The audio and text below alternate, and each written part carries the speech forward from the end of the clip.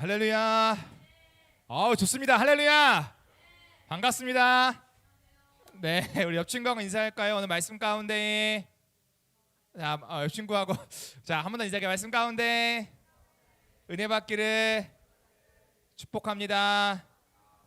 말씀 가운데에 하나님을 경험하길 축복합니다. 아멘. 다 같이 크게 한번 해볼까요? 아멘. 할렐루야. 할렐루야. 자, 목사님 왜 계속 이거 반복할까요? 우리가 오늘 이 시간에는 하나님 앞에 찬양 드리고 말씀 듣고 기도하고 이렇게 온전히 예배하는 시간이기 때문에 자꾸 목사님 반복해서 이야기하는 거예요. 알겠죠? 자, 여러분 오늘은요 목사님과 로마서 8장 15절에서 25절 말씀을 함께 나누고자 하는데요. 여러분 설교 시간엔 뭐라고 했죠? 목사님이 하나님의 어떤 거? 그죠? 하나님의 말씀을 하나님 어떻게 하신다? 계시하신다. 그렇죠? 그래서 하나님이 계시하심으로 말미암아 우리가 누구의 뜻을 알아가는 시간이에요? 하나님의 뜻을, 그렇죠? 하나님의 뜻을 알아가는 시간이 이 말씀 시간이에요. 그래서 여러분이 이 시간 가운데 누구 뜻을 알게 되는 거예요? 하나님의 뜻을 알게 되는 거예요. 그럼 여러분 하나님의 뜻을 알게 되었어. 그 다음 어떻게 해야 될까? 그렇죠? 이 하나님의 뜻을 여러분의 삶 가운데에 어떻게 적용할 수 있을까에 대한 부분을 여러분들이 고민을 해야 돼요? 안 해야 돼요? 해야 되는 거예요. 그래서 여러분 말씀을 들을 때 두 가지 마음이 있어야 돼. 첫 번째 어떤 마음일까? 그렇죠. 땡큐 사랑해 태어나. 즐거운 맞아. 즐거운 마음인데 하나님의 뜻, 하나님의 그 계시가 무엇일까라는 그 궁금한 마음으로 말씀을 들어야 돼요. 첫 번째. 알겠죠? 어떤 마음이요?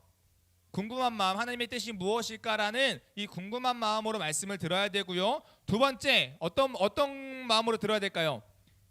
침착한 마음. 뭐 말씀들이 막 흥분돼요. 막 아우 주님, 설레요. 너무 좋아. 휴, 막 이래요. 네, 좋아요. 침착한 마음도 중요한데 또 어떤 마음이 중요하냐면요. 이것을 나의 삶 가운데 어떻게 적용시킬까 하는 마음. 그 두 가지 마음과 그 두 가지 생각을 가지고 들어야 돼요. 하나님의 계시가 무엇일까, 하나님의 뜻이 무엇일까라는 마음과 이것을 어떻게 나의 삶 가운데 적용시킬까라는 그 마음으로 들어야 됩니다. 알겠죠? 여러분 이 두 가지 생각을 하려면요, 마음을 가지려면요, 이 시간에 집중해야 될까 안 해야 될까? 할 수밖에 없을 거예요. 할 수밖에 없을 거예요. 그래서 여러분 집중하자고요. 알겠죠? 알겠죠? 그리고 여러분 이와 같은 집중이 이 시간 가운데 일어나고 여러분의 삶 가운데 일어나면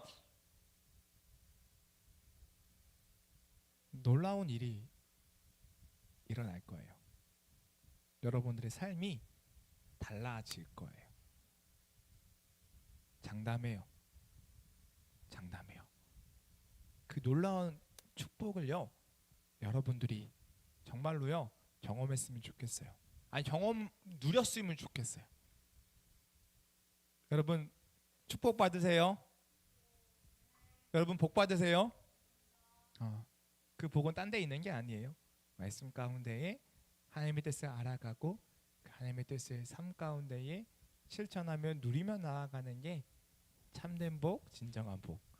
복 받으세요. 복 받아. 복 받아요. 네, 감사합니다. 우리 시간 복 받는 시간 되길 소망합니다. 그래서요 오늘 말씀 한 개 나눌 건데요. 우리 한번 오늘 말씀 제목 한번 읽어볼까요? 우리 어떤 제목이죠? 시작. 생각과 인내라는 말씀으로요 함께 말씀을 나누고자 합니다. 우리 한번 큰 목소리로요 오늘 우리가 읽었던 말씀 18절 말씀인데 함께 한번 읽어볼까요? 준비됐죠?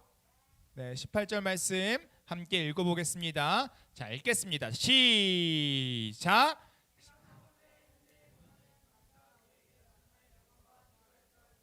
아멘. 여러분 우리가 오늘 살펴볼 말씀의 시작은 뭘 비교하고 있냐면요, 고난과 영광을 비교하고 있어요. 뭘 비교하고 있다고요? 고난과 영광을 비교하면서 말씀을 시작해요. 여러분 사도 바울은요 왜 이 고난과 영광을 비교하면서 이야기하고 있는 걸까요? 그 이유는요 우리가 지난주 들었던 말씀의 힌트가 있어요. 지난주 말씀 우리 17절에요 이런 이야기가 있죠. 한번 17절 읽어줄 친구 있나요? 있나요? 있나요? 나무요. 알겠어요. 나무요 한 번만 읽어주세요. 17절 한번 읽어주세요.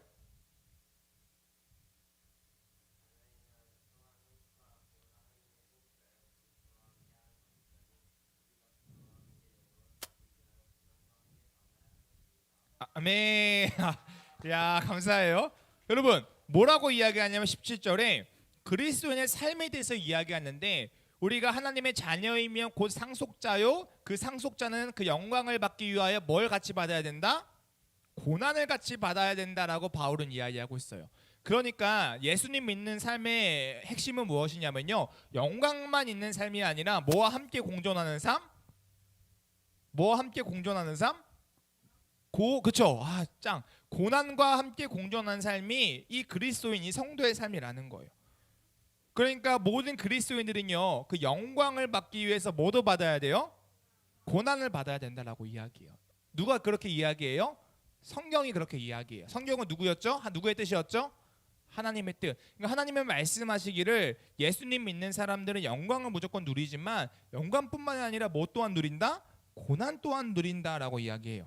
여러분, 그리고요, 실제로 우리의 삶을 돌이켜보면요, 예수님 믿는 사람들이 고난을 경험해야 경험하지 않아요? 경험하죠.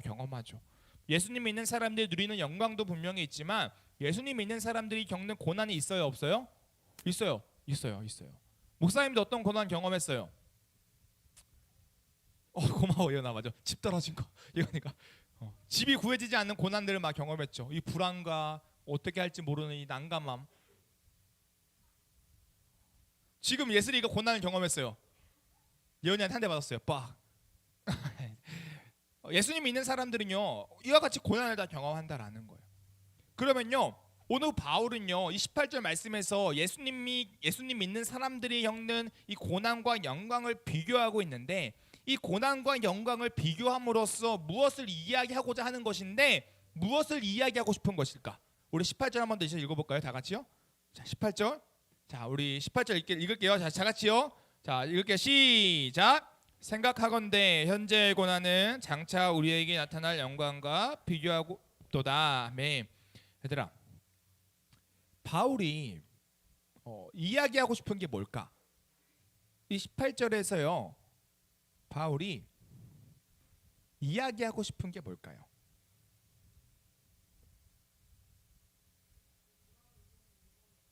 고난을 이겨내면 영광이 온다. 고마워요. 고난과 영광의 비교를 통해서 우리에게 무언가를 이야기해주고 싶은 건데, 뭘 이야기해주고 싶은 걸까? 뭐인 것 같아요? 무엇인 것 같아요? 현재의 고난은 장차 우리에게 나타날 영광과 비교할 수 없도다. 지금의 고난은 장차 우리에게 나타날 영광과 비교할 수 없어. 어떤 뉘앙스예요? 뭐요? 미래? 고난과 영광을 비교했을 때 어떤 걸 이야기하고 싶은 거예요?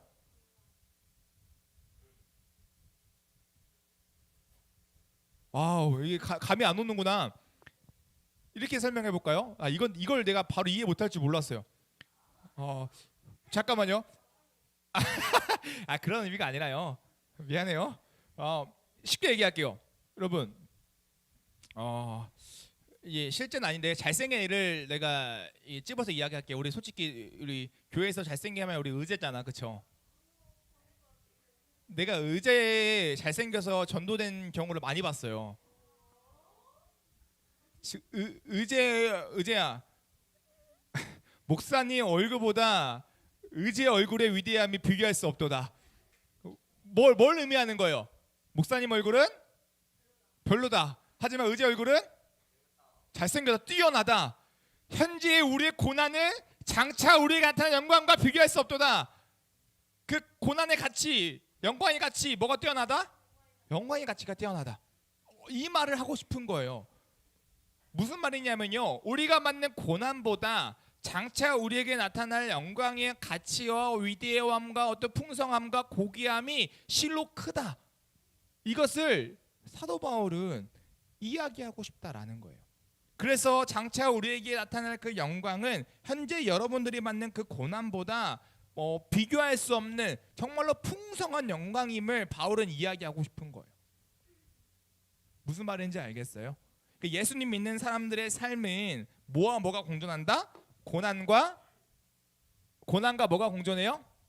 영광. 하지만 여러분, 고난과 영광을 비교했을 때 여러분, 영광이 더 어때요? 훨씬 위대하다, 더 가치가 있다, 더 풍성하다, 그런 거예요. 이해가 되죠? 여러분, 그러면요, 이 영광이 엄청 풍성하고 엄청 위대하다면 그 영광을 우리는 기대할까요? 아니면 기대하지 않을까요? 기대할 수밖에 없다라는 거예요. 이 풍성함을 간절히 소망할 수밖에 없다라는 거예요. 그럼 물어볼게요. 여러분들이 이 영광을 기대하고 있어요? 이 영광을 기대해요? 장차 여러분들에게 나타날 이 영광을 소망해요? 소망해요? 감사해요. 오늘 성경에는요, 또 다른 어떤 존재들이 여러분들과 같이 이 영광을 기대하고 소망한다라고 이야기하고 있어요. 그 존재가 뭐냐면요, 오늘 성경에는요, 피조물이라고 표현하고 있어요. 우리 한번 19절 말씀을 한번 읽어볼까요? 우리 19절 말씀 한번 읽어볼게요. 19절 읽겠습니다. 시작. 피조물이 고대하는 바는 하나님의 아들들이 나타나는 것이니. 아멘. 여러분, 여기서요, 피조물은 어떤 존재를 이야기하는 걸까요? 자, 쉽게 얘기할게요. 인간을 포함한 모든 피조물을 이야기하는 걸까? 인간을 포함하지 않는 피조물을 이야기하는 걸까? 모든 인간을 포함하지 않은? 포함한? 이 해석학적 논란이 되게 많은 구절인데요. 근데 여기서의 목사님이 다 설명하면 시간이 너무 오래 걸리니까 정답만 이야기하면 인간을 제외한 모든 피조물을 이야기한다고 보아야 돼요. 알겠죠? 인간을 제외한 모든 피조물들이 그 아들을 고대하고 있다, 오늘 말씀을 이야기해요. 어떤 아들일까요? 하나님의 아들들을 기대하고 있다, 고대한다라고 이야기해요. 여러분, 고대한다라는 건요, 바로 이건 거예요. 목사님 봐봐요. 고대한다? 뭐예요? 저기 자라 있어요. 저기 민서야, 한번 보여줘봐. 어떻게 했지? 어떻게? 고대한다? 아니야? 알았어. 민서가 잘하더라고. 고대한다라는 게 뭐냐면요, 어원적으로요, 목을 쭉 빼놓고 기다리는 상태, 정말 간절히 바라는 상태, 이것을 뭐라고 해요? 고대한다라는 단어의 의미예요. 그러니까 모든 피조물들이 어떻게 해요? 다 같이 목사님 따라서 어떻게 해요? 쭉 빼고 누굴 기다리는 거예요? 하나님의 아들들을 기다리고 있다라는 거예요. 그러면 물어보자. 여기서 피조물이 고개를 쭉 빼놓고 소망하고 기다리는 이 하나님의 아들들은 누굴까요? 자, 도현아 짱이야. 누구라고요? 우리들, 그러니까 성도들을 이야기해요. 바로 그리스도인이에요.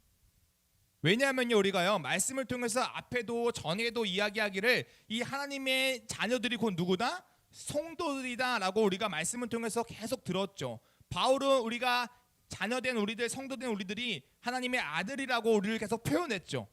그래서 뭐라고 해요? 로마서 8장 16절 이렇게 이야기해요. 성령의 친히 우리의 영과 더불어 우리가 하나님의 자녀인 것을 증언하시나니.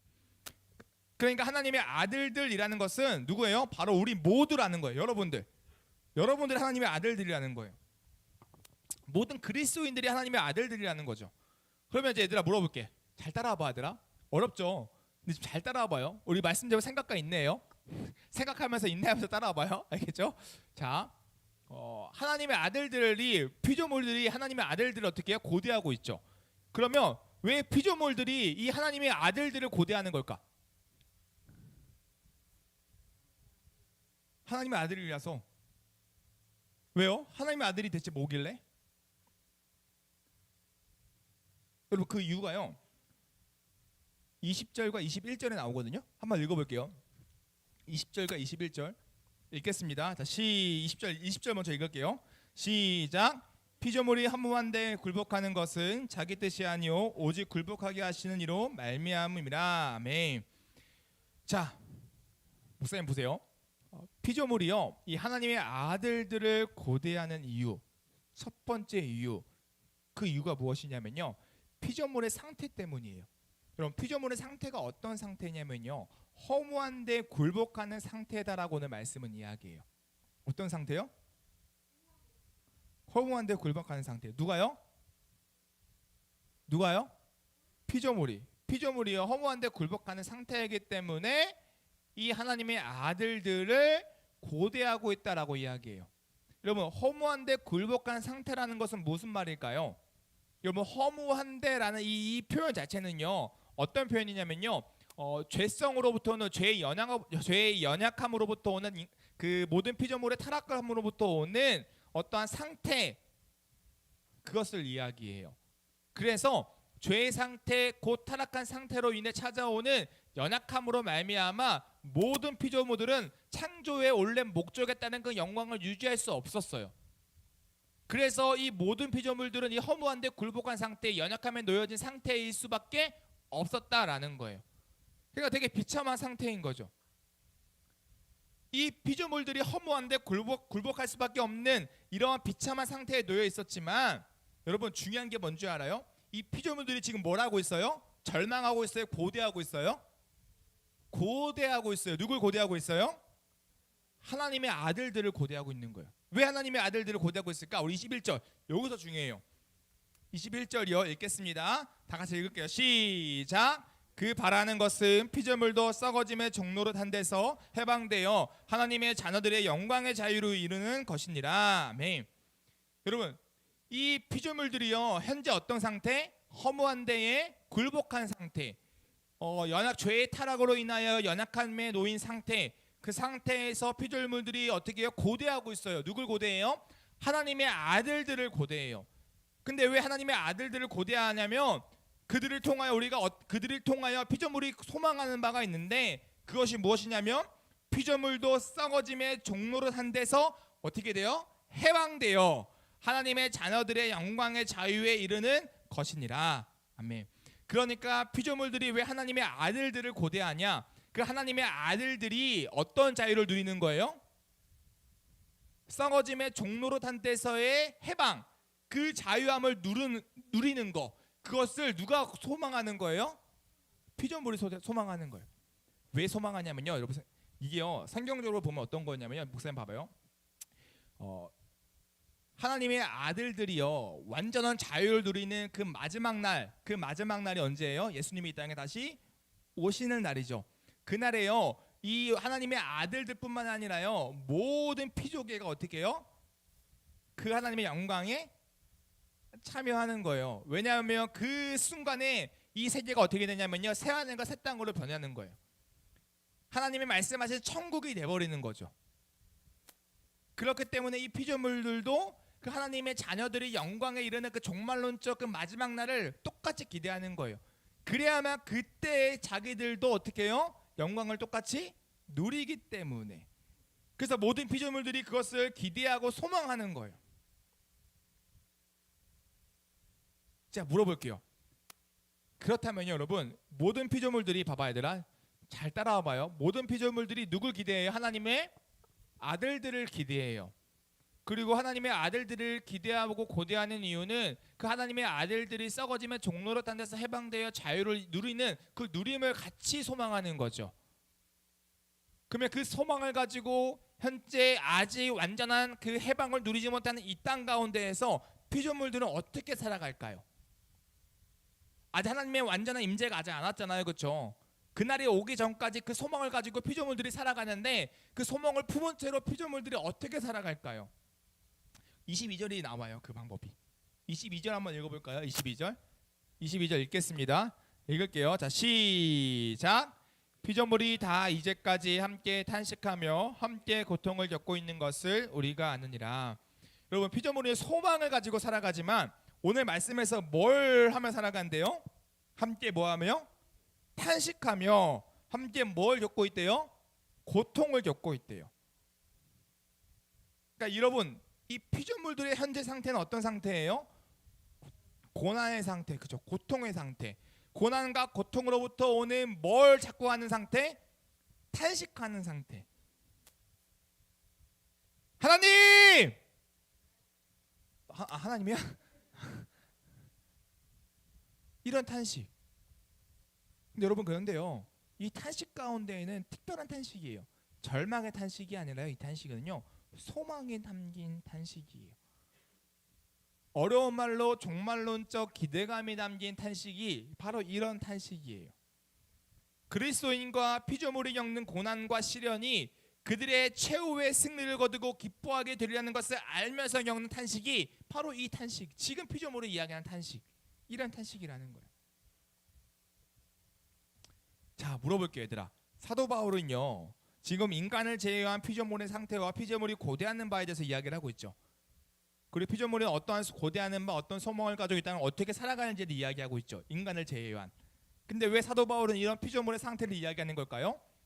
곧 이런 피조물의 상태가 곧 누구의 상태이기 때문에?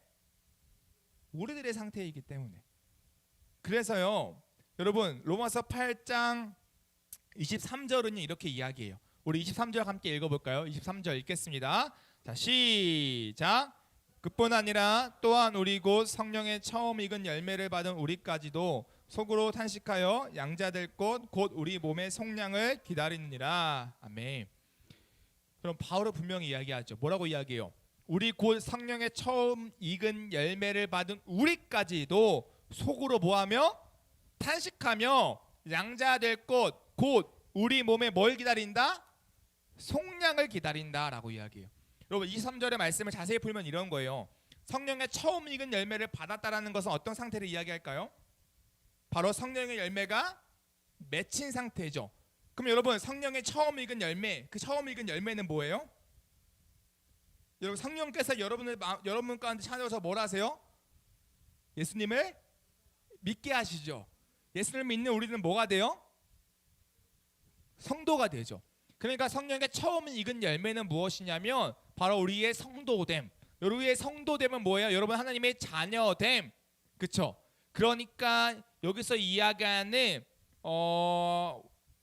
이 성령의 처음 익은 열매를 받은 우리라는 것은 하나님의 자녀된 우리들이라는 의미예요. 무슨 말인지 알겠어요? 그래서 이 하나님의 자녀된 우리들의 상태에 대해서 이 사도 바울은 이렇게 이야기하는 거예요. 속으로 탄식하며 양자될 것 곧 우리 몸의 속량을 기다리느니라. 아멘. 얘들아 잘 생각해 봐야 돼요. 잘 생각해 봐야 돼요. 성령의 처음 익은 열매가 뭐예요? 아니 성령의 처음 익은 열매가 뭐라고요? 우리가 성도가 됨. 그렇죠?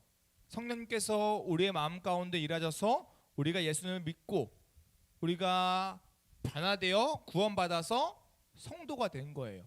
하나님의 자녀가 된 거예요. 그렇죠? 이해했어요? 그럼 여러분 예수님을 믿는 사람은 하나님의 자녀의 자녀가 아니에요? 자녀예요. 그렇죠? 구원받은 거예요? 구원받지 않은 거예요? 구원받은 거예요. 사도 바울이 이야기하는 거예요. 구원받은 우리가 뭐 한대요? 속으로 뭐 한대요? 탄식한대요. 구원받은 우리인데 속으로 뭐 한대요? 탄식한대요. 막 절규한대요. 외친대요. 어떤 탄식이에요?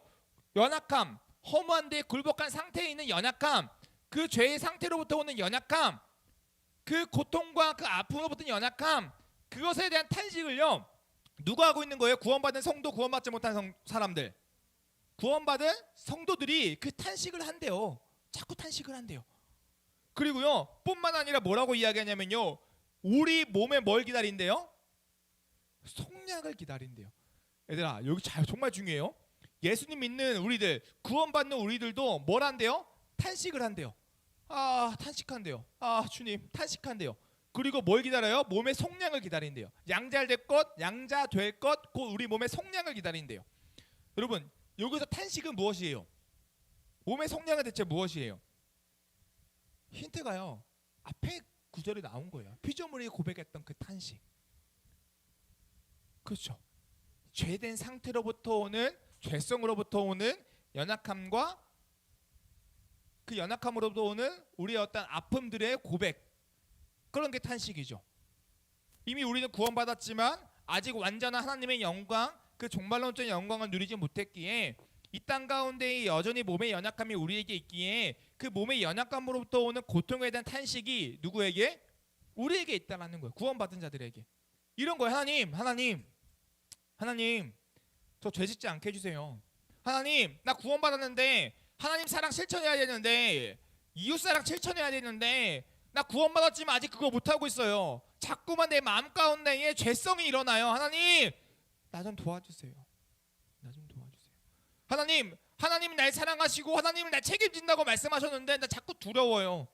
이 세상 살아가는 것이 너무 두렵고 이 세상을 자꾸 벗어나고 싶어요. 나 자꾸 죽고 싶고요. 나 자꾸 아무것도 안 하고 싶어요. 요런 거.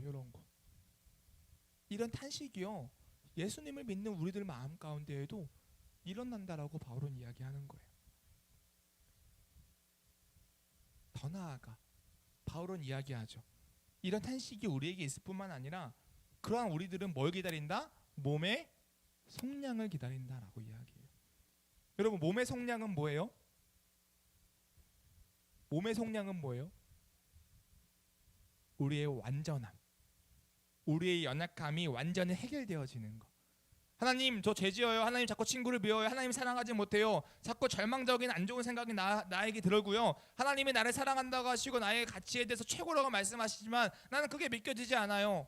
이런 나의 상태들이요, 완전히 해결되는 그 영광의 상태, 그게 몸의 속량이에요. 죄성들이 완전히 사라지는, 연약함이 완전히 사라져서 우리가 하나님 앞에서 온전해지는 그 상태, 그 상태를 기다린다라고 이야기해요.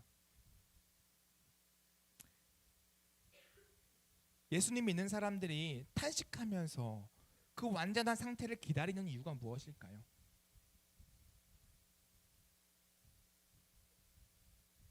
여러분, 이게 예수님 믿는 사람의 특징이거든요.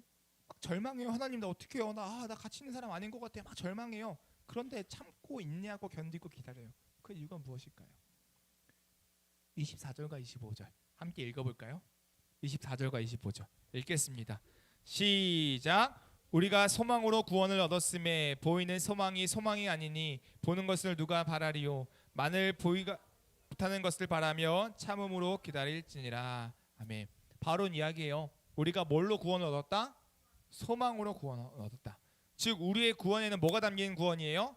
소망에 담긴 구원이에요. 그리고 이 소망은 보이는 소망이에요? 보이지 않는 소망이에요? 보이지 않는 소망이에요. 여러분, 보이지 않는다라는 것은 우리가 소망하는 이 구원은 우리가 생각하는 것 이상의 어마어마한 영광에 담긴 이 소망이기 때문이에요. 그리고 우리가 보이지 않는 소망이라고 하는 이유는 아직 임하지 않는 소망이기 때문이에요. 우리의 믿음의 구원관이 뭘까요? 목사님 따라해볼래요? 이미, 그러나, 아직. 여러분, 이 신앙의 고백이 여러분의 삶 가운데 있어야 돼요. 따라해볼게요. 이미, 그러나, 아직. 여러분, 우리의 구원은 이미 이 자리 가운데 임했어요? 임하지 않았어요? 임했어요. 여러분, 구원받은 거예요? 구원받지 않은 거예요? 구원받은 거예요. 하지만 여러분의 구원이 완전해요? 아직 완전하지 않아요? 완전하지 않아요. 이미 우리는 구원받았지만 그러나 아직 우리는 완전한 상태에 이루지 않았어요. 그 완전한 상태는 언제 일어날까요? 예수님이 이 땅에 재림하실 때에, 그 마지막 날에 그 심판이 있을 때에 그 완전한 구원이 일어나는 거예요. 그 완전한 상태, 어떤 상태? 몸의 속량이 일어난 상태. 현재 이미 우리는 구원받았지만 우리의 탄식이 일어나는, 이 땅과는 삶이 끝나고 이제는 우리의 탄식이 없어지는 그 영원한 그 하나님의 나라의 완전한 상태, 그 상태가 우리에게 있기 때문에 우리의 구원은 어떤 구원? 소망이 있는 구원, 소망으로 얻는 구원이라는 거예요. 여러분, 그래서요, 사도 바울은 이야기하는 거예요. 이 땅 가운데 성도가 살아가야 되는 삶은 어떤 삶이냐? 이미 구원받았음을 확신하고, 그러나 이 땅 가운데 우리의 죄성이 있음을 우리가 고백하고, 이 고난 가운데에 우리에게 다가온 영광을 소망으로 바라보며, 때로 우리가 탄식하지만 그것을 참음으로 인내하며 그 보이지 않는 소망을 향해 열심히 이 땅을 살아가라라고 사도 바울은 이야기하고 있는 거예요. 그래서 25절 이렇게 이야기하는 거죠. 만일 우리가 보지 못하는 것 뭐예요? 보지 못하는 소망, 그 소망을 바라면, 정말 간절히 원하면 참음으로 기다릴지니라. 참음으로 기다릴지니라. 여러분, 얘들아, 이게요 성도의 삶이에요. 이게 성도의 삶이에요.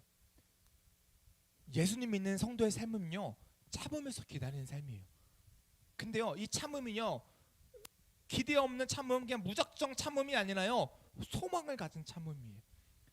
성도의 탄식은요, 나의 삶은 희망이 없어, 나의 삶은 망했어, 이런 탄식이 아니라요, 주님 힘들어요, 나 못 해먹겠어요, 근데 소망이 있어요, 이런 탄식이에요. 달라요. 사랑하는 우리 중도부 친구들, 오늘 말씀을 통해서요, 여러분들은 뭘 느껴요? 모든 피조물들은요, 심지어 하나님의 자녀들은요, 고대하면서 살아간다고 오늘 성경은 이야기해요. 이 고대함은요, 인간의 연약함과 고통 속에 나타나요. 그리고 이 고대함, 그 소망은요, 피조물의 연약함으로부터 오는 고통을 인내하게 하고요, 참고 견디게 만들어요. 왜냐고요? 왜일까요? 18절, 생각하건대 현재의 고난은 장차 우리에게 나타날 영광과 비교할 수 없도다. 여러분 구원 받았죠? 구원받은 여러분들에게 나타날 그 영광은요, 현재 이 땅 가운데 탄식과 육체의 연약함으로부터 오는 그 고난과 비교할 수 없는 영광이라는 거예요. 우리 중도부 친구들, 예수님 믿는 삶 평탄만 할까요? 평탄만 하지 않아요. 고난이 있어요. 여러분 목사님 지금 입이 안 벌어져요. 아니요, 모르겠어요. 여기가 아파가지고 입이 잘 안 벌어져요. 이게 잘 안 돼요. 그래가지고 막 며칠째 턱을 이렇게 넣어보기도 하고 했는데 안 돼요. 이게 씹는 것도 힘든 거예요. 걱정했어요. 하나님, 저 오늘 설교할 수 있을까요? 말이 잘 안 나오는 거예요. 어느 순간부터 찾아보더니 턱 디스크 이런 것도 있대요. 알아요, 얘들아? 허리 디스크, 목 디스크만 있는 게 아니라 턱 디스크가 있대요. 이게 아파요. 이렇게 하면 자꾸 막 이런 생각이 드는 거야. 하나님, 저 멀쩡하게 생겼어요. 그죠? 어디 하나 아플 거가 없을 정도로 건강해 보이지 않아요? 자꾸 근데 문제가 생겨요. 막 목에 문제, 어깨, 허리, 발목, 이제는 심지어 턱. 그러니까 여러분, 예수님 잘못 믿으면 이렇게 생각해요. 예수님 믿으면 복 받는다며, 평안하다며. 근데 왜 자꾸 문제가 생기는 거예요?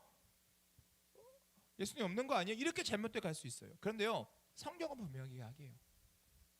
성도의 삶은 고난이 없는 삶이 아니에요. 고난이 동참하는 삶이에요. 그러나 성도의 삶은 고난을 뛰어넘어 더 고귀한 영광에 대한 소망을 가진 삶이 이 성도의 삶이에요. 내가 이 턱 아프다고 해서 입 안 벌어진다고 해서 나의 인생은 망했어. 나는 이제 밥도 못 먹을 거야. 나의 얼굴은 삐뚤어질 거야. 나 같은 사람은 살아서 뭐해? 그냥 죽어야지. 뭐 이렇게 할까요? 안 하죠. 그래서 아파, 기도해줘. 그게 끝이에요. 주님께 뜻이 있겠지. 여러분, 성도의 삶은요, 소망을 가지고 살아가는 삶이에요. 그리고 소망을 가지고 고통 속에서 살아가는 삶이에요. 그리고 바울은요, 우리가 소망을 가지고 고통 가운데 살아갈 때 때로는 고통이 너무 큰 것처럼 느껴질 때가 있어요. 그럴 때 우리가 행해야 되는 일이 하나 있다고 이야기하네요. 뭘까요? 얘들아, 18절 말씀 한 번만 읽어볼까요? 정말 중요해요. 우리 18절 한 번만 더 읽어볼게요. 18절 읽겠습니다. 시작.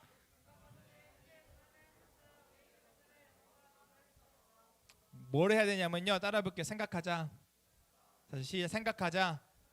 다시 한번 시작. 생각하자. 뭘 생각해야 될까요?